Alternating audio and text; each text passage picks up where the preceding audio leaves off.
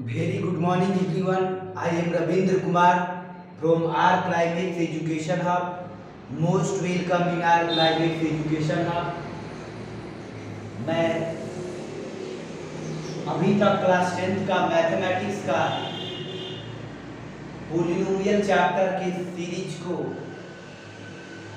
Polynomial chapter total complete किए गए।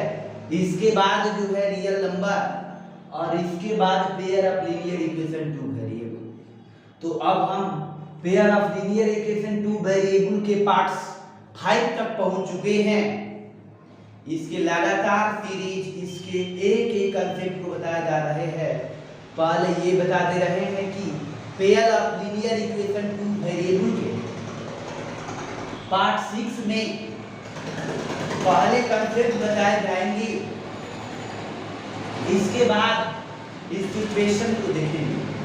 Pair of linear equation two variable में NCERT के क्वेश्चन पहले सॉल्यूशन दिए जाएंगे और इसके बाद दूसरे बुकों का सॉल्यूशन दिया जाएगा।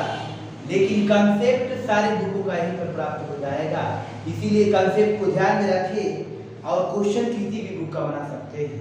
तो ध्यान दीजिए। अब एक्सरसाइज 3.3 एनसीईआरटी का एक्सरसाइज 3.3 के लिए कंसेप्ट की तरफ चलते हैं। तो उसमें क्या कंसेप्ट है ध्यान दीजिए।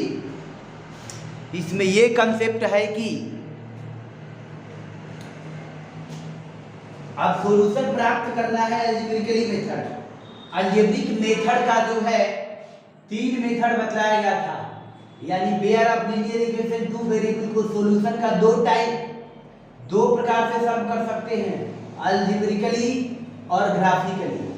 अलजेब्रिकली और ग्राफिकली यानी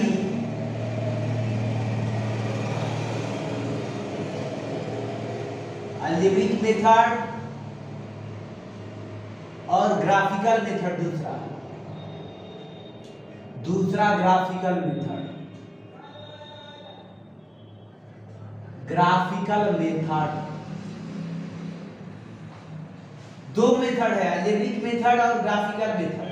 तो ग्राफिकल मेथड तो पहले ही पढ़ चुके हैं, अब हम अलजेब्रिक मेथड को ध्यान देंगे। इसके भी 3 टाइप है, यानी इसमें भी 3 मेथड है। इसको ध्यान दीजिए। पहला सब्स्टिट्यूशन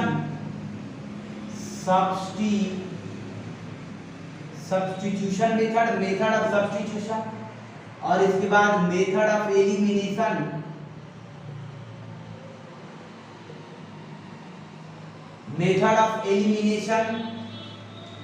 इसके बाद क्रॉस मल्टीप्लिकेशन,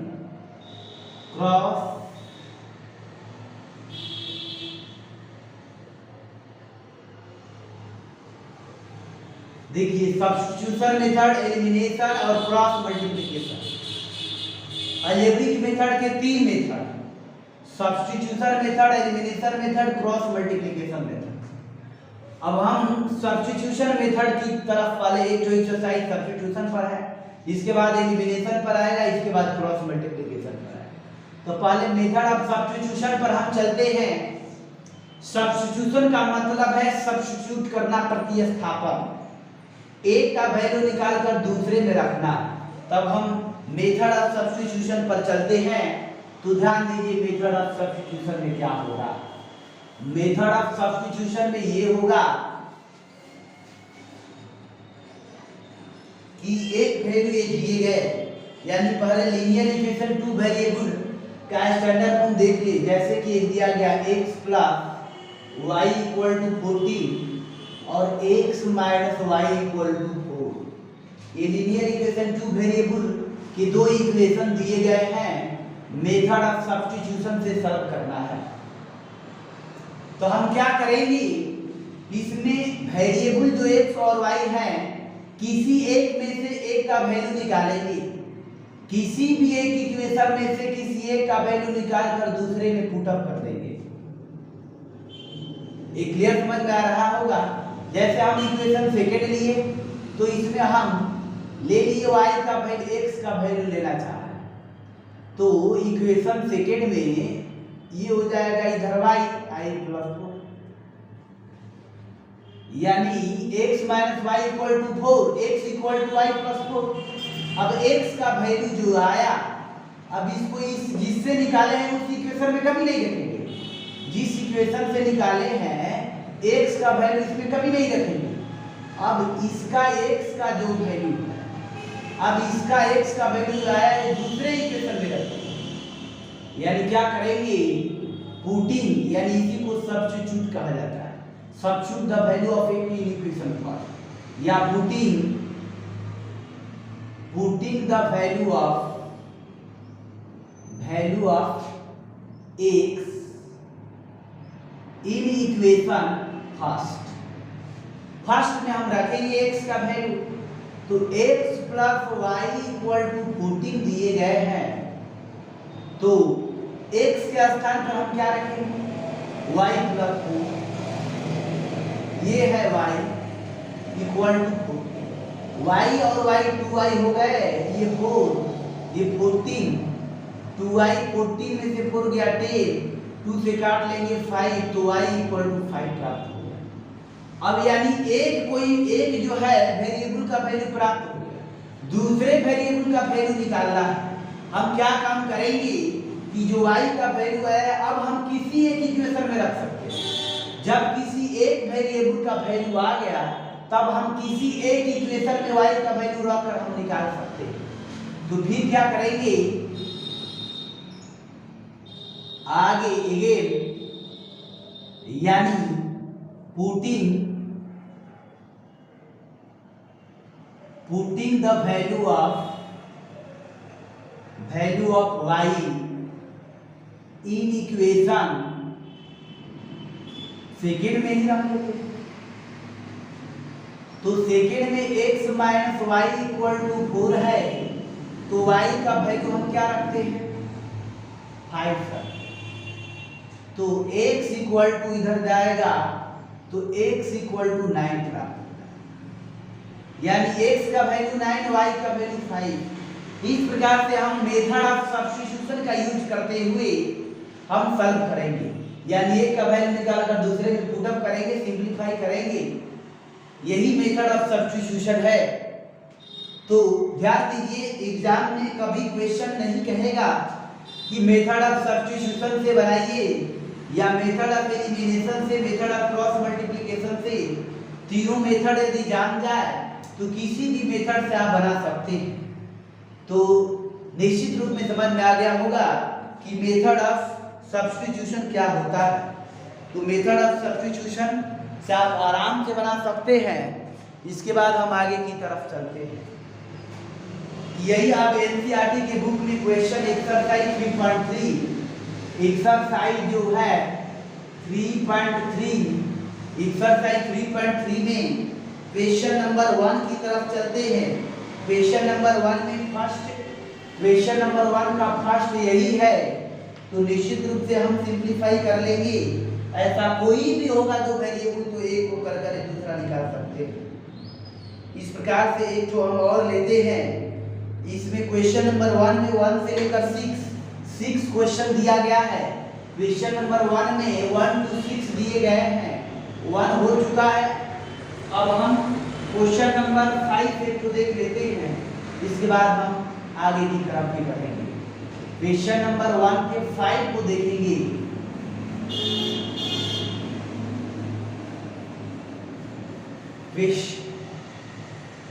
इसके 5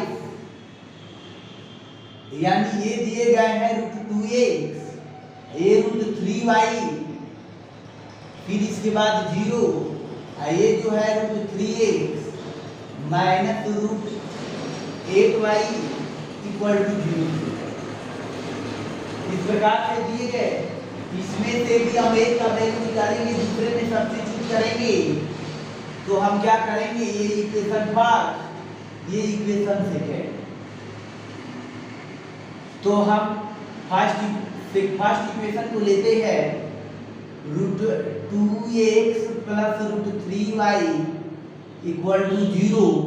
हम यदि √x ले लें, इसको उस साइड ले लें, तो माइनस √3y, यानी ये जो पॉजिटिव में है निगेटिव में हो जाएगा।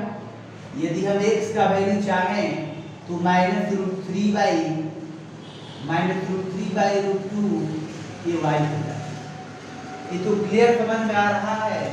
अब हम क्या काम करेंगे कि x का वैल्यू इससे निकाले हैं किससे, फर्स्ट वाला से, पुटअप किस में करेंगे, सेकेंड वाला में। अब इसमें क्या करेंगे,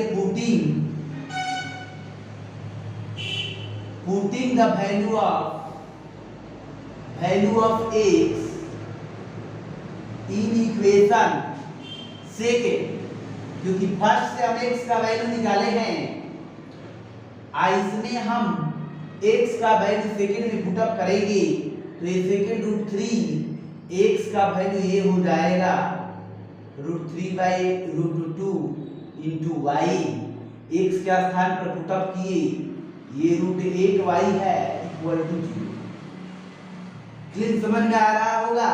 अब हम क्या करेंगे, इसमें प्रोडक्ट है तो ये रूट 3 में रूट 3 का करेंगे 3, ये हो जाएगा रूट 2, लेकिन ये नेगेटिव रहेगा, ये y माइनस रूट 8y, इसके बाद ये 0 हो जाएगा। इसके बाद हम क्या काम करते हैं कि y को हम इसमें से कॉमन ले लेते हैं, इसमें आएगा 3 बाई रूट 2, a आएगा, ये माइनस रूट 8 बचेंगे, y कॉमन ले लेंगे इक्वल टू, ये तो क्लीन समझ में आ रहा है कि यदि y का वैल्यू निकाले जाए तो बिना सिंप्लीफाई किए हम ये तो नीचे रखना पड़ेगा,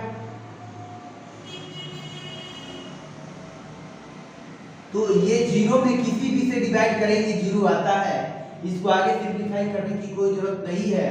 तो y का वैल्यू प्राप्त हो गया, y का वैल्यू यदि प्राप्त हो गया, अब हम किसी में भी रख सकते हैं। फिर अगेन क्या करेंगे, यानी putting the value of y in equation हम फर्स्ट में लेंगे या किसी में भी ले सकते हैं, यहां से निकल गया इनका वैल्यू तो किसी में ले सकते हैं। तो root 2x plus root 3 into y का वैल्यू 0 है, ये 0, तो ये हो गया रूट 2x, ये तो 0 हो गया है, तो root 2x equal to 0, x equal to 0 by root 2, तो x इक्वल टू भी 0 आया। तो इस प्रकार से x इक्वल टू 0 और y इक्वल टू भी 0 प्राप्त हो गए। तो निश्चित रूप में समझ में आ रहा होगा मेथड ऑफ सब्स्टिट्यूशन कैसे किए जा रहे हैं। इसी प्रकार से 6 क्वेश्चन को भी बना लेना होगा, कैलकुलेशन में थोड़ी सी लंब हो सकते हैं। तो अब हम आगे की तरफ चलना चाहेंगे, अब क्वेश्चन नंबर 2 की तरफ चलेंगे, स्क्रीनशॉट ले लीजिए। क्वेश्चन नंबर 2 की तरफ हम चलेंगे। तो क्वेश्चन नंबर 2 में क्या है, ध्यान दीजिए। क्वेश्चन नंबर 1 में 6 क्वेश्चन थे, 2 क्वेश्चन बनाए गए और क्वेश्चन का सॉल्यूशन खुद से करनी होगी। अब हम आगे की तरफ बढ़ना चाहेंगे।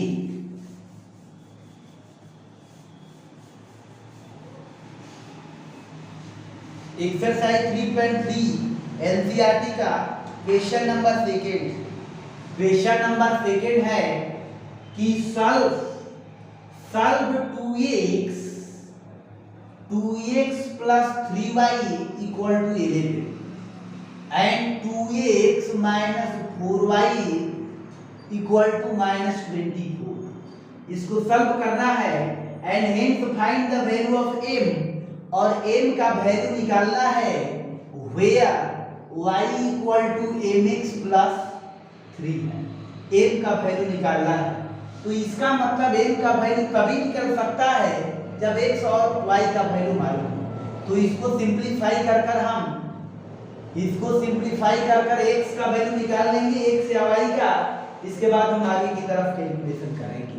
तो ध्यान दीजिए, यानी हम क्या काम करेंगे कि एक का वैल्यू सब्स्टिट्यूट कर दूसरे में सब्स्टिट्यूट कर लें। तो ध्यान दीजिए 2x plus 3y equal to 11, तो 2x equal to 11 minus 3y हो जाएगा, तो x equal to हो जाएगा 11 minus 3y by 2 हो जाएगा। अब हम क्या करेंगे कि putting the value of x in equation second में रखना होगा। इन इक्वेशन सेकेंड में रखते हैं तो क्या आता है 2x का वैल्यू 11 माइनस 3y/2 आ रहा है। x का वैल्यू रखे -4y इक्वल टू -24। कैलकुलेशन करना चाहेंगे तो ये 2 कैंसिल आउट हो गया। ये 11 minus 3y minus 4y equal to -24। इसके बाद ये हो गया 11 minus 7y equal to -24। 11 plus 24 ये हो जाएगा 7y। 24 और 11 ये 35 हो जाएंगे। ये ध्यान दीजिए तो 35 7y का वैल्यू 35 तो इसे 5 बार में यानी y इक्वल टू 5। इसके बाद हम किसी एक इक्वेशन में रख देंगे तो putting the value of putting the value of y in equation first में ले लेते हैं। तो फर्स्ट में रखेंगे तो 2x प्लस 3y का वैल्यू 5 है और 11 तो 2x ये हो गया 15 ये हो गया 11 तो 2x ये -15 प्लस 11 तो 2x इक्वल टू ये -4 आ जाएंगी तो ये हो जाएगा -2 x इक्वल टू -2 आ जाएगा। तो x equal to -2 y equal to 5 आया है। तो हम इसके बाद चलते हैं अब y equal to mx plus 3 की तरफ चलना चाहेंगे तो y का वैल्यू 5 है m का वैल्यू निकालना है। ये -2 ये +3 आया तो ये 5 -2m ये +3 इसके बाद ये 2m आया ये 5 -5 +3 ये 2m इक्वल टू -5 ये +3 -2 आया। इसको कैंसिल आउट करेंगे तो m इक्वल टू -1 आया तो m इक्वल टू जो है -1 प्राप्त हुआ। तो इस प्रकार से इसको सिंपलीफाई करना था। क्वेश्चन नंबर सेकेंड मालूम हो चुका है, स्क्रीनशॉट ले लेंगे। इसके बाद जो है नेक्स्ट क्वेश्चन का भी सॉल्यूशन देना चाहेंगे। अब हम आगे की तरफ बढ़ेंगे। क्वेश्चन नंबर 3 में वर्ड प्रॉब्लम है। क्वेश्चन नंबर 3 में वर्ड प्रॉब्लम है। उस वर्ड प्रॉब्लम का अलजेब्रिक फॉर्म देंगे, उसको सिंपलीफाई खुद से करनी होगी। वर्ड प्रॉब्लम का हम सिंपलिस्ट फॉर्म देंगे यानी अलजेब्रिक फॉर्म देंगे और उसका सिंपलीफाई खुद से करनी होगी। तो निश्चित रूप से मालूम चल रहा है। क्वेश्चन नंबर 3 में ध्यान दीजिए। क्वेश्चन नंबर 3 में यानी 1 से लेकर 6 तक। क्वेश्चन नंबर 3 में फर्स्ट से लेकर 6 तक यानी 6 वर्ड प्रॉब्लम है। Pair of linear equation problem को यानी फाइंड सॉल्यूशन करना है सब्स्टिट्यूशन मेथड से। यानी मेथड ऑफ सब्स्टिट्यूशन तो जान ही गए होंगे। इस वर्ड प्रॉब्लम का हम वर्ड प्रॉब्लम का अलजेब्रिक फॉर्म दे देंगे, उसके बाद खुद से सिंपलीफाई करना होगा मेथड ऑफ सब्स्टिट्यूशन को लगाकर। तो ध्यान दीजिए फर्स्ट क्या दिए गए हैं, एनसीईआरटी का बुक में देखेंगे the difference between two numbers is 26। दो नंबर का डिफरेंस 26 है and one number is 3 times of the other. एक जो नंबर है वह 3 टाइम्स दूसरे का 3 टाइम्स है। तो फाइंड देम। तो हम लेंगे late one of the number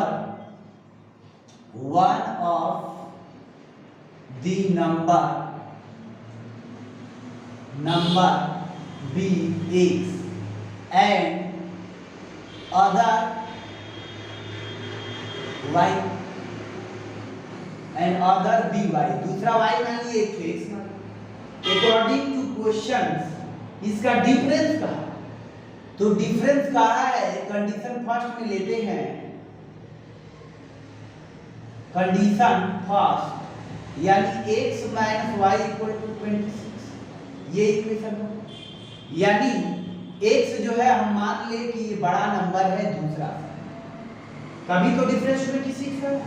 फिर कहा है कि one number is 3 times of the other, यानी एक जो नंबर है कंडीशन सेकेंड में है कि वन नंबर जो है 3 टाइम्स ऑफ द अदर, यानी सेकेंड इक्वेशन हो। तो x ये हो गया सेकेंड इक्वेशन। तो फर्स्ट इक्वेशन और सेकेंड इक्वेशन से x का वैल्यू आया ही है, इसमें पुटअप कर लेंगे तो पुटअप करते ही y का वैल्यू आएगा। इसके बाद फिर उसको पुटअप कर लेंगे तो x का वैल्यू आएगा, x और y दोनों नंबर है सही प्राप्त हो जाएगा। तो निश्चित रूप में समझ में आ रहा होगा। अब इसको हम मेथड ऑफ सब्स्टिट्यूशन से सिंपलीफाई कर लेंगे, इसका आइडिया दे दिए हैं। अब हम क्वेश्चन नंबर सेकंड की तरफ भी चल लेते हैं। इसी में सेकंड क्वेश्चन क्या दिया है उसको हम देख लेते हैं। क्वेश्चन नंबर सेकंड क्या है?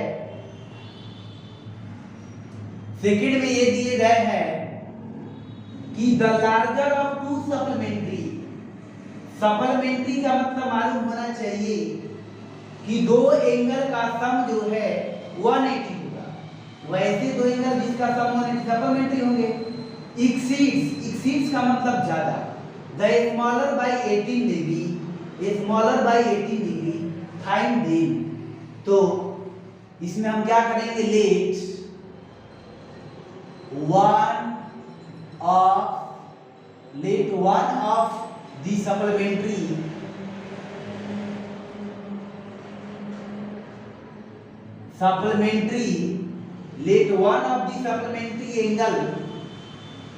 let one of the supplementary angle be x and other be y। तो कंडीशन फर्स्ट लेंगे,